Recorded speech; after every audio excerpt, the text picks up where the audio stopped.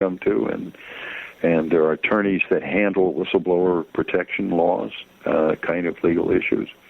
The nuclear industry has its share of whistleblowers, as does the Department of Labor. The list goes on and on and on. In the last couple of minutes, what do you want to leave us with? It doesn't seem like you're a kind of guy that has any regrets. No, sir. Yeah. Let me leave you with this, and I'll say it again. I am an American, and I refuse to bend to tyranny. And if the FBI represents tyranny, or the Department of Justice, or whatever, they are servants of the American people. And, that silly stuff we hear, give me freedom or give me death, give me freedom. Give me justice, give me fairness, give me a country that is what I think it is. And that's what I'll leave you with. Just like every one of your listeners, they are Americans. They have the right. This is our nation. The nation is not consumed by the Beltway. This is our nation. So I would leave you with that, sir. Dr. Fred Whitehurst, thank you so much for coming on the show. I really appreciate it. If anybody needs a really good defense lawyer or an expert witness, just Google Dr. Fred Whitehurst, North Carolina, and I'm sure you'll find him. Thank you, sir. Okay. Good night. Good night. Okay, well, there you go. Ex-FBI agent Dr. Fred Whitehurst worked on some really big cases. Interesting guy. You got to admit, the guy's been around a lot of stuff. And an attorney now over there in North Carolina, a defense attorney. Has this whistleblower project. Just look up Google Dr. Fred Whitehurst. It all comes up, or Frederick Whitehurst, and it all comes up. Okay. At the end of the show, in about 3 minutes, we're going to restart Spreaker. We're going to be saying goodnight to PSN. But all the other stations are going to be staying with us. And, I'll restart Spreaker for everybody listening in Spreaker. We'll be doing a Bernie update. I'm going to be doing a little short tribute to Dave McGowan. We lost Dave McGowan on the November 22nd. We lost him to cancer. So we'll be discussing that a bit and my take on that and my opinion on the whole Dave McGowan situation. I love Dave McGowan. I was a big fan. Really respect his work. And we're going to miss him.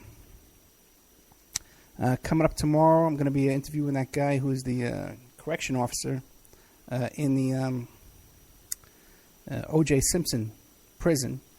He was O.J. Simpson's prison guard, and he has some inside information. He wants to tell us about how O.J.'s beefing down there with the Aryan Nation and all kind of stuff. I got some information on what O.J.'s doing up there, too, so I want to compare notes with him. Seems like a nice guy, so I'm going to talk to him about that. Got David Pilates coming up, who wrote the book Missing 411. He sent me a book, and I'm trying to schedule him for next week. As of right now, I don't have a guest for next week. I got some members section shows coming up ready to go. I'm going to be interviewing that family from Area 51, the Sheehan family. And I'm going to be interviewing that guy who was one of the Waco victims, was inside Branch Davidium compound when he got burned, tried to kill him, burn him alive, shooting at him. So we had all that going on. Don't forget, Opperman Report members section. Oh, no, wait a second. I got a whole another 10 minutes. I thought I had 2 minutes left. Oh, no, what did I do? Oh, brother. Oh, man, I'm going to shoot myself one day, I tell you. I got an hour and 10 minutes I got to fill. Oh, boy, I did it again. Because we had such a long day yesterday with Thanksgiving. Me and Vic did a Thanksgiving show. And I didn't have any notes for it. And Vic wasn't prepared either. We kind of just threw it together. It was kind of turned out to be hectic. Used up a lot of my talking points. So let's see, I got 11 minutes to kill before I get to my notes for the after show. One thing is I want to talk about is the member section. I got a big deal going on right now. As a matter of fact, I've been talking about this, how I'm going to be merging my digital forensics business with this other company in California. And when I mentioned it to him today, and this is a big shot. This guy's he trains people, he's worked with the military, and when I mentioned to him that I had Dr. Fred Whitehurst tonight, he was all excited. He was like, oh boy, how do you get these people? So I got a big project going on right now. And if all goes well, this show will be on about 20 stations in 30 days or 45 days. And we'll have a lot of funding to do the documentary films that I want to do, to help me hire a co-writer, to get some books out. I want to do a book about the John Lennon assassination. I want to do a book about the O.J. Simpson case, but I got no help over here. So we have some things I'm working on right now where I can get funding to fund all this. To get from here to there, okay, I need some quick money. Okay, so I need some sponsors. If you want to sponsor into the show, real quick this next couple of weeks, would be a big help. And you'll get in on the ground floor because we're about to jump on all these stations. We're about to really, we're gonna have 10 times the audience that we have right now in the next month or two. Okay, plus I'm working on something else that we're going to be getting a ton of publicity, both for my personal business and for the radio show. Big front page publicity. Okay, there's a lot of stuff going on, but I need like traveling money, walking around money. I got to rent a car. Oh, by the way, to everybody who's interested in my situation taking on U.S. Bank, I defeated U.S. Bank. Okay, and they gave in, and they waived the whole $120 overdraft fee that they were trying to scam me with. I would not tolerate it. Which is a good lesson to people, is don't let these banks push you around, okay? I have my receipt in my hand. I know what it says, and they're trying to tell me that something they have in the computer in the background or trumps the receipt that I'm holding in my hand. That the receipt they give me is worthless, but then they're going to give me another receipt that says I owe 100. This one's good and this one isn't. Give me a break. You can't do that. So you just gotta, you gotta fight back when these people try and push you. Just like Dr. Fred Whitehurst was saying when he took on the FBI. I took on U.S. Bank, and I got him to waive my fees, so I'm going to stay with U.S. Bank for a while and keep this going here. So, but the big thing is the member section. We got to get some members. Or donations. You can donate to operaandreport@gmail.com. If you like these kind of shows. We had big shows the past couple of weeks, guys. We had Robert Morrow, the Clinton War on Women. We had a guy from Russ Dizdar, Occult Investigations. We had Sarah Jane Woodall was back on. I did a show with Dr. Elliot Shin to support the free medical clinic. We had last week Billy Hayes from Midnight Express. We had May Pang, who was John Lennon's girlfriend. She was John Lennon and Yoko Ono's assistant. Then she was John Lennon's girlfriend. She was there when Phil Spector is shooting into the ceiling at this notorious recording session. And she comes on our show, and she comes right out and says, yeah, Yoko Ono is a witch, and she practices witchcraft. But guys, there is those words did not come out of her mouth anywhere else in history other than this show. So this is what I'm bringing to you, and a lot of stuff, okay, fine. It doesn't come right out and jump right out at you as it's happening. And you kind of got to be reminded about it later on. Like with Hank Harrison, him saying that his daughter was dating a CIA agent. When she was 15 years old, she was dating an adult CIA agent. He says that she was involved in all kind of procuring sexual partners, escorts, and this kind of stuff like that. So a lot of stuff comes out on this show that you're not going to hear anywhere, okay? And because we bring on guests here, Dr. Fred Whitehurst, you can Google all day long and look on YouTube all day long. You're not going to find him. There's very little. There's like 5 interviews, and most of them are little 5-minute long interviews. So here you got a guy sued the FBI, got him on our show. So in order to keep this work going and to really take off and to really expand, I need some new members. So I'm offering a really Black Friday discount in the members section. $65. Contact me through PayPal directly. $65 to get a year's membership. Okay, and that'll be our big discount for you. And that would be a big help to get us through this week. And I'm telling you, I think once we're through this week, we're gonna do this merger. There's a second merger I'm gonna be doing too with my PI business. By the way, too, I got time. I might as well talk about it a couple of minutes here.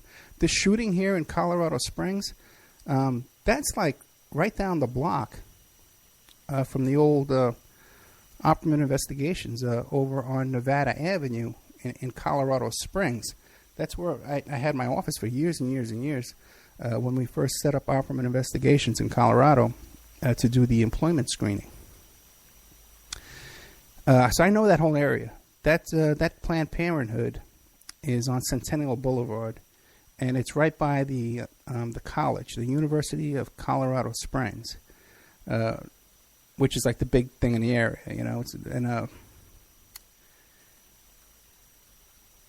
And there's like a shopping center there where that Planned Parenthood is. Now, I could tell you a couple of things about this neighborhood. First of all, there's a lot of crime in Colorado Springs. Because we were on Nevada Avenue where all the bail bondsmen were, and all the lawyer officers were there, you know, the police station was there. And you would see people going in and out of those bail bonds offices, man, like in the morning, because, you know, their loved ones got arrested the night before. So there's a lot of arrests, there's a lot of crime that goes on in that little neighborhood there. But I was watching on Fox News, because it's a very small police department. I believe there's only about 3 or 4 police stations in the whole city. And there's about 500,000 people that live in Colorado Springs. And I think the police department is about 500 people. And then so if you hear today where they're saying that 5 people out of this police department got shot, that's a huge percentage of people to get shot in any organization, you know. It's like 1% of the whole police department got shot today in Colorado Springs. But I was listening, and they were saying how, they got a great SWAT team down there. And I find that really hard to believe, that this SWAT team down in Colorado Springs would be anything significant, although I haven't been down there in a few years. But I wasn't very impressed with the police department down there, but that's coming from New York, you know, which I think has a very professional police department.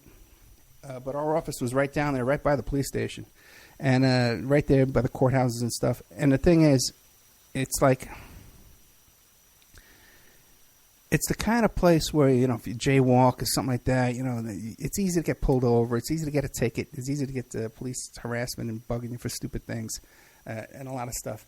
Now, one more thing, too, is I've seen a lot of stuff on Facebook about, this is a false flag, it's a fake shooting, blah, blah, blah. Without going into too much detail, at one of these press conferences, I saw a couple of lawyers there that I know, okay, that I know these guys. And they're not the kind of guys that would be able to keep a secret or be able to pull off some kind of big false flag conspiracy. I could tell you that. And I might be able to reach out and talk to them and feel them out, okay? And I don't think they would be able to fool me or lie to me and not... I don't even think they would even try and lie to me, to tell you the truth. So without getting anybody in trouble and mentioning names, I just wanted to bring that up. I'm getting a question from the chat room if it started at a bank. I don't know any details because I've been on the air for 2 hours. So I don't know. I was just watching it this afternoon and just happened to recognize the area and thought I would mention it. So we're going to say goodnight. Now it is, we did fill up the 10 minutes there. We are going to say goodnight over to PSN. And Angel, thank you so much for the use of your airtime, my good friend. You're a good man. Good night. And then we're going to reboot. What do you call it there? We're going to reboot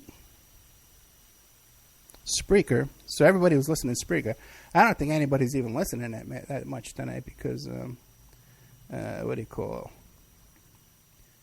Black Friday and Thanksgiving yesterday. I think everybody's fed up and nobody wants to be bothered with anything. But we're going to have our Bernie girl, Brady, the Bernie girl, the beautiful Brady, who is so gorgeous. You have no idea how beautiful Brady is. If you look at this, I got a new picture of her up there on the Opperman Report blog. You can check her out. Gorgeous smile on Brady, just a beautiful kid. And also, too, one more thing. They're about to shut down my Amazon my Amazon bookstore account if nobody goes on Amazon and buys something because there hasn't been a sale like in 90 days. I don't know why. There has to be something wrong because it was doing so good. I just haven't checked it lately. I don't think we've had a guest on lately that's had a book. But what we need to do is, if you're going to go shopping for Christmas, go to my Amazon bookstore